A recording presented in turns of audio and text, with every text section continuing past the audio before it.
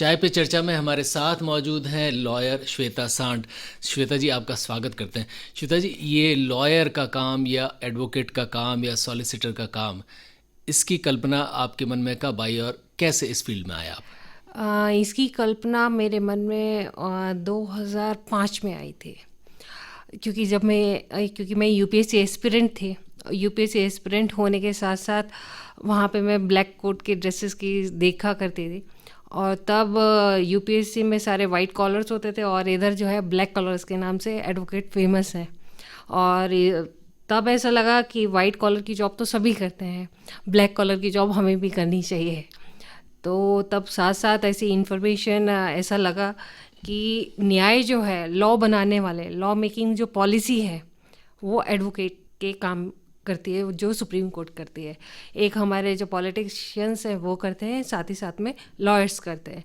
लेकिन जो supreme court की जो जुडिशरी की जो न्यायपालिका की जो महत्व है, उसे हमें जानना बहुत ज़रूरी है। तो जब उसके बारे में पढ़ा, जाना, समझा, और वहाँ पे फीमेल्स भी कम रहती थी उस समय में। बच्चों का इतना इंटरेस्ट नहीं होता था कि फीमेल एडवोकेट बन सकते हैं और उन्हें इतनी उपलब्धियां इस क्षेत्र में पॉसिबल हैं, क्योंकि क्रिमिनल मैटर भी रहते हैं, प्रॉपर्टी मैटर्स भी रहते हैं, प्लस कंपनी लॉ वाले मैटर्स भी रहते हैं। तो क्रिमिनल लॉ में मेरा ज़्यादा इंटरेस्ट था, क्योंकि क्रिमिनल रेट हमारे इंडिया की जो है काफ़ी ज़्यादा है। अगर हम स्टेट्स की भी बात करें तो वहाँ पे भी क्रिमिनल रेट बहुत ज़्यादा है, डोमेस्टिक वायलेंस भी बहुत ज़्यादा होती है फीमेल्स और चिल्ड्रंस को लेकर के। इसीलिए प्रोटेक्शन ऑफ पॉस्को एक्ट भी लेकर के आया गया, जो कि बच्चों के लिए जो below the age of 12 years है।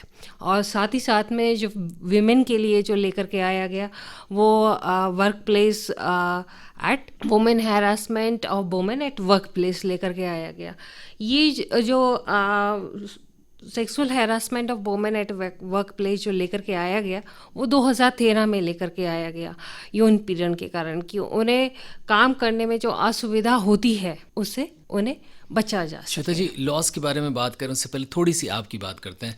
महिला होकर इस फील्ड में जाना और ख़ास तौर पर क्रिमिनल लॉ में जाना, इसके लिए घर वालों या दूसरे लोगों ने कुछ विरोध किया या आपको खुद को कोई दिक्कतें आई? देखिए, घर वालों ने तो मेरा इस मैटर पे बहुत सपोर्ट करा। मेरे उसमें मदर फादर का बहुत उसमें योगदान है और मेरे फैमिली मेम्बर्स का बहुत सपोर्ट मुझे मिलता रहा है और आगे भी मिलेगा। और ऐसा नहीं, मुश्किलें आती नहीं है। इसीलिए कहा भी जाता है कि मुश्किलों से मिला मुश्किलों में कोई, मुश्किलों में भी जिसने ना हिम्मत खोई। मुश्किलें साथ हैं तो डर किस बात का, मुश्किलें गम है तो दोस्त किस बात का। मुश्किलों से भी मुश्किल क्या कोई मुश्किल होगी, या मुश्किलों में खड़ी कोई दास्तान होगी। दास्तान तो हमने बनानी है, किस्मत भी हमें बनानी है। तो इसलिए किस्मत बनाओ और आगे बढ़ो। तो ये हौसला जो है वो मेरे मम्मी पापा ने मुझे दिया। और ऐसा नहीं कि हमें भी वो प्रॉब्लम्स फेस नहीं करनी पड़ती। जब हमारे सामने रेप के मैटर्स, मर्डर्स के मैटर, गैंगस्टर्स के मैटर, जब देशद्रोही के मामले जब हमारे सामने आते हैं, साथ ही साथ में जब हम ये सुनते हैं कि 2 साल के बच्चों के, 5 साल के बच्चों के साथ में रेप हो रहा है और प्लस चाइल्ड ट्रैफिकिंग हो रही है, तो हमें गुस्सा भी आता है। और उस सोच के ऊपर भी थोड़ी सी कटु शब्द भी हमारे निकलते हैं। लेकिन हम कटु शब्द बोल नहीं सकते, लेकिन कटु शब्द हम लॉ के अंदर उससे सुधार के तौर पर हम उसे लेकर के आते हैं। श्वेता जी, जब आपने काम शुरू किया, ख़ास तौर पर हाँ जी। क्रिमिनल लॉ का हाँ या जी। दूसरा काम जो शुरू किया, हाँ जी। तो एक चीज़ आपको कहीं महसूस हुई कि हमारे देश में अभी भी बहुत सारे ऐसे क्षेत्र हैं जहाँ महिलाएं कम हैं? हाँ। और कम है तो आपको क्या कारण नज़र आते हैं? देखिए, यहाँ पे मैं कहूँगी लैकिंग ऑफ एजुकेशन है, प्लस अवेयरनेस है। यहाँ पे महिलाओं को आगे बढ़ने की अवेयरनेस कम है। जिनके पेरेंट्स आज एजुकेटेड हो चुके हैं, लिटरेट हो चुके हैं, वो अपने बच्चों को आगे बढ़ने की ऑप्शन देते हैं। लेकिन जिनके बच्चे एजुकेटेड, जो खुद एजुकेटेड नहीं है, वो सिर्फ 8 तक स्कूलिंग करा दी, 10th तक स्कूलिंग करा दी, और उसके बाद में वो घर के कामों में उन्हें लगा देते हैं, जिसे हम कहते हैं होम केयर के लिए, या उनकी मैरिज हो जाती है। लेकिन इसके साथ साथ अब आज की जो कंपेनिंग हो रही है, एनजीओज सबसे ज़्यादा अब इसमें सपोर्ट कर रही है। एनजीओज भी कर रही है, प्लस जो पर्टिकुलर कोऑपरेटिव सोसाइटी है वो अब इम्पॉर्टेंट रोल प्ले कर रही है। एजुकेशन देने में भी, प्लस पॉलिसी कुछ इस तरीके से बना रही कि हम लड़कियों को आगे बढ़ाएं, उन्हें एजुकेट करें, उन्हें नर्चर करें और प्लस उनकी पॉलिशिंग करें माइंड की। सबसे ज़्यादा जो पॉलिशिंग करने की ज़रूरत है वो माइंड सेट की है। हमें ये नहीं कि हम पॉलिसी बना दें और उसमें लोगों को उसमें इन्वॉल्व होना बहुत ज़रूरी है और उसे अमेंड करना बहुत ज़रूरी है। पॉलिसियाँ रोज़ाना बनती है पर वो एग्जीक्यूट नहीं हो पाती हैं प्रॉपर तरीके से, जहाँ तक उन्हें पहुँचना होता है वहाँ तक नहीं पहुँच पाती हैं। अगर हम देखें किसानों की भी अगर हम बात अगर करते हैं, उदयपुर में आज उदयपुर के स्टेशन के लोगों को भी मैं ये संदेश देना चाहूँगी कि उदयपुर सिटी में लोग बाग एजुकेटेड हैं, लेकिन उदयपुर के अगर हम आउटसाइड पैरामीटर में अगर जाते हैं, रूरल उदयपुर में जाते हैं, वहाँ पे गर्ल्स इतनी ज़्यादा एजुकेटेड नहीं है, खासतौर इवन पे फार्मर्स भी एजुकेटेड आदिवासी नहीं इलाके है। में ज़्यादा दिक्कत है हाँ, जी। वहाँ पर फार्मर्स भी एजुकेटेड नहीं है। वो उन्हें अपने किसान जो उनका क्षेत्र है क्रॉप उगाने में भी उन्हें काफ़ी ज़्यादा समस्याओं का सामना करना पड़ता है। प्लस वहाँ पे पानी अवेलेबल होने को, हम उदयपुर सिटी ऑफ लेक्स के नाम से फेमस है, यहाँ पानी अवेलेबल है, सारी चीज़ें हैं, अच्छी अच्छी क्रॉप हो सकती है, लेकिन कुछ चीज़ें ऐसी होती हैं कि जिसके कारण से किसानों को नुकसान भुगतना पड़ता है। प्लस साथ ही साथ में जो फीमेल की जो एजुकेशन है वो उन्हें प्रॉपर तरीके से मिल नहीं पाती, या उन्हें बुक्स नहीं मिल पाते हैं, या किसान की अगर अच्छी क्रॉप अगर नहीं होगी तो वो अपने बच्चों को पढ़ाने के लिए स्कूल तक भी नहीं भेज शिक्षा पाते। मुफ्त है इन सब के बाद। श्वेता जी, ये जानना चाहूँगा कि आज़ादी के 7 दशक हो गए, और ये तो नहीं है कि भारत में महिलाओं ने अपनी जगह नहीं बनाई या हमारे समाज ने महिलाओं को आगे आने के लिए प्रेरित नहीं किया, क्योंकि सर्वोच्च पद राष्ट्रपति से लेकर कोई भी ऐसी जगह नहीं है, यहाँ तक कि फाइटर पायलट भी अब फीमेल्स हो गई हैं। इन सब के बावजूद क्या स्थिति है कि अभी भी बहुत सारे क्षेत्रों में महिलाएं कम है? आप क्या सोचती हैं? देखिए, मेरा तो ये मानना है कि इसमें सबसे ज़्यादा जो महत्व रोल होता है वो हमारे घर से शुरू होता है। अगर हमारे घर के लोग अगर महिलाओं को सपोर्ट करेंगे तभी महिलाएं आगे बढ़ पाएंगी। अगर एक पेड़ भी तभी बनता है जब बीज उगता है और उसमें प्रॉपर पानी दिया जाता है, तभी उसकी जड़ें मजबूत होती हैं। क्योंकि उसीलिए कहा भी जाता है कि जो नारी है वो सिर्फ नारी नहीं, वो घर को बनाती है, बिगाड़ती नहीं। तो उसी तरीके से नारी देश बना भी सकती है, बिगाड़ भी सकती है।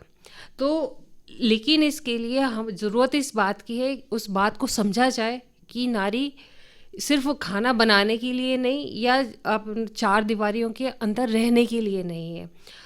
उसमें जो है माइंडसेट, इसे हम कहें कि शिक्षा के क्षेत्र में उसे आगे बढ़ाना, वो जो चाहती है करना, जिससे उसे खुशी मिले, उस काम को उसे करना ज़रूरी है।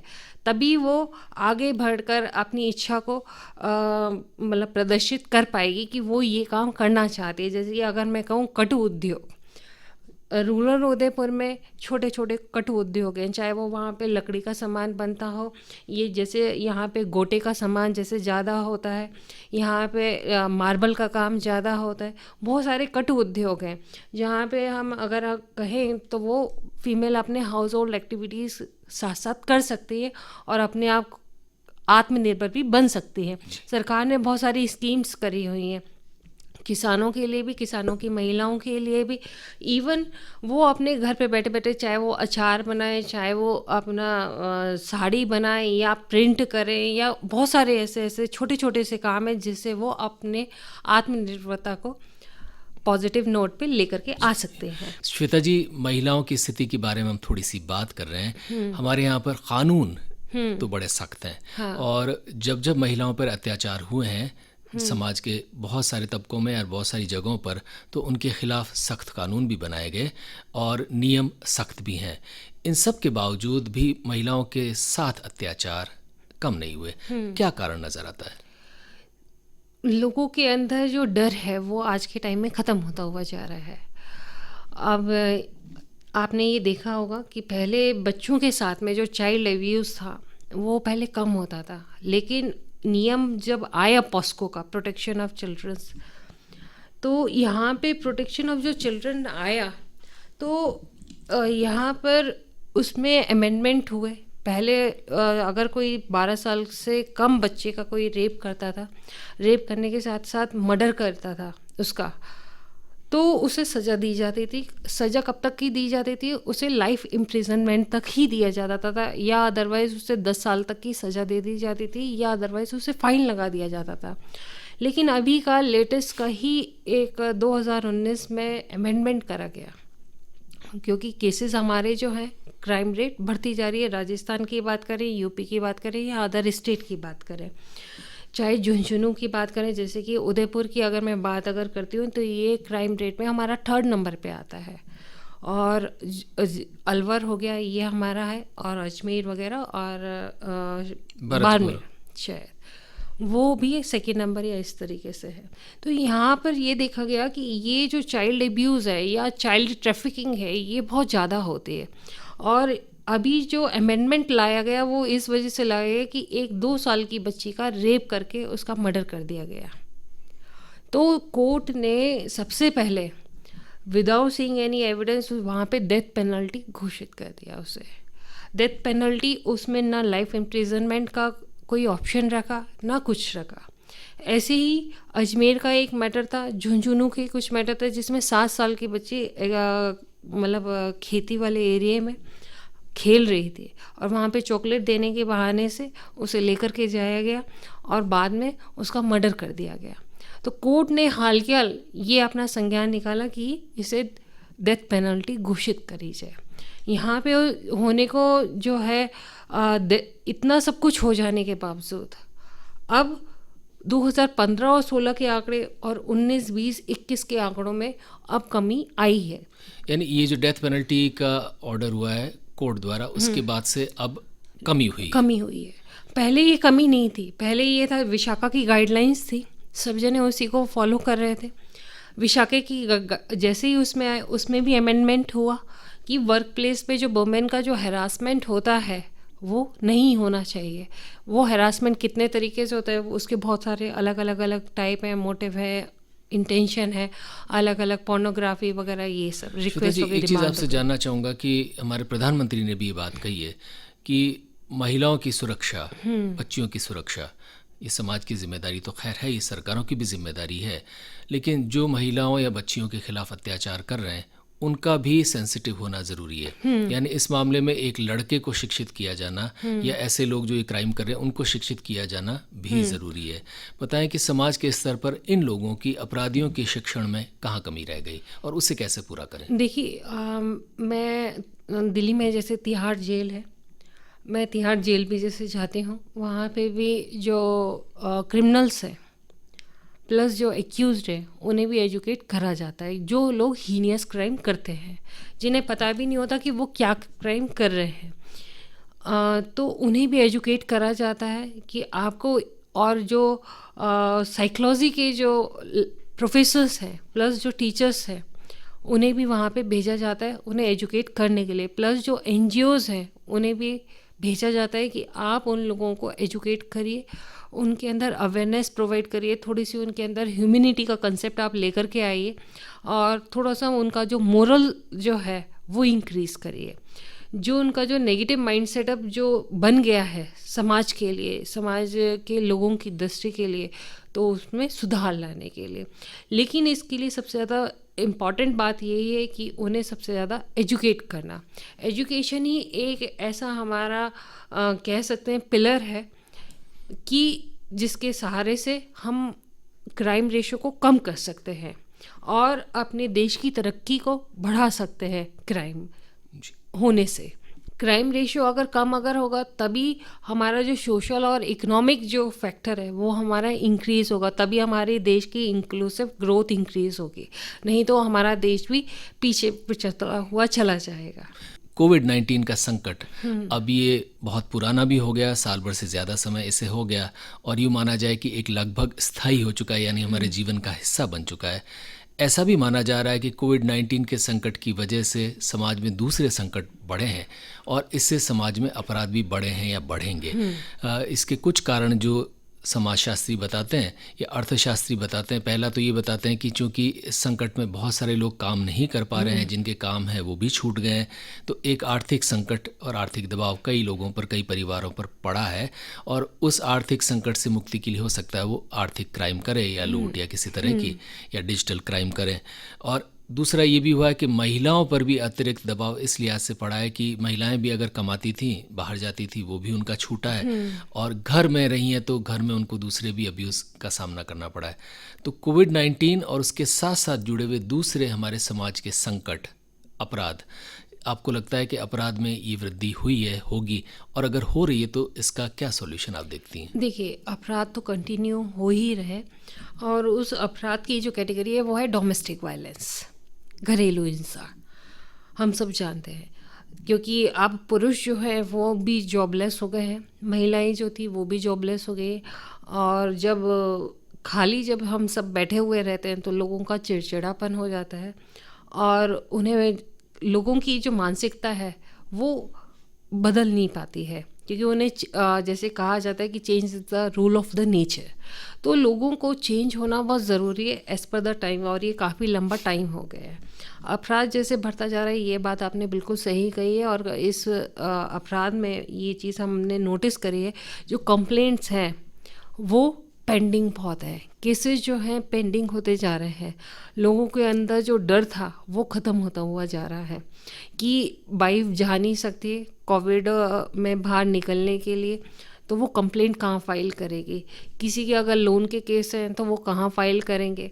किसी की अगर रॉबरी अगर हो गई है तो वो कहाँ करेंगे, क्योंकि पुलिस जो है वो कोविड के लिए और हॉस्पिटल वगैरह में लगी हुई है। लेकिन इसी के साथ साथ वो इस चीज़ का भी ध्यान रखें कि अब महिलाएं और पुरुष दोनों के पास में कंप्लेंट फाइल करने के मोबाइल में सबसे बढ़िया ऑप्शन है। आजकल ऑनलाइन फैसिलिटी हर पुलिस स्टेशन, हर थाने के लिए अवेलेबल है।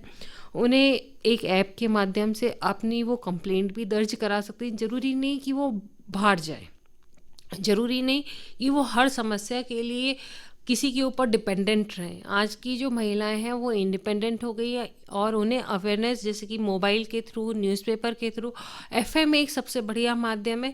जो लिटरेट भी नहीं है वो कम से कम सुन करके अपनी सही इस जानकारी कार्यक्रम को रेडियो सुनकर के भी माध्यम से ले बहुत सारी सकते महिलाएं हैं। जानकारी ले सकती हैं। और उनके मन में जो भी क्वेश्चन है वो रेडियो के माध्यम से पूछ भी सकते हैं। रेडियो ने ये बहुत बढ़िया ऑप्शन दिया हुआ है।